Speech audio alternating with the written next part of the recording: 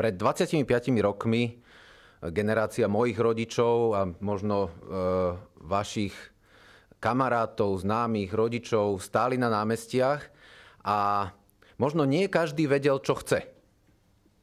Možno tam mali rozličné predstavy o tom, ako to tu má vyzerať, ale všetci vedeli, čo nechcú.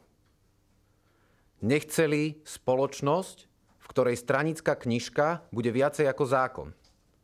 Nechceli spoločnosť, v ktorej známosti a kamarátšafty sú viacej ako vzdelanie a kvalifikácia. Nechceli spoločnosť, ktorá je celá prerastená tak hrubokrkým porušovaním zákona, že slušný človek má čo robiť, aby v nej vôbec prežil. Nechceli spoločnosť, ktorá chráni silných a ubližuje slabým. Nechceli spoločnosť, ktorá nedáva priestor bežnému človeku, aby sa domohol svojich práv a naopak akémukoľvek kamarátovi, sudcu, prokurátora, ministra dáva voľný priestor na akékoľvek aktivity a hovorí sa, však ťa nechytia.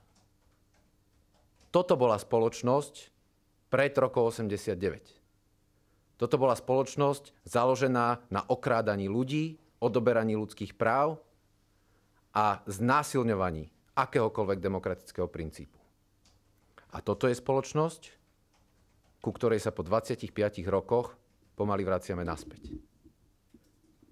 Ak tomu chceme zabrániť, ak chceme naozaj povedať dosť, tak odvolanie človeka, ktorý je za to zodpovedný, ktorý stojí na vrchu tej pyramídy, a možno to nerobí sám, ale to kryje, vie o tom, je prvým krokom. Ďakujem.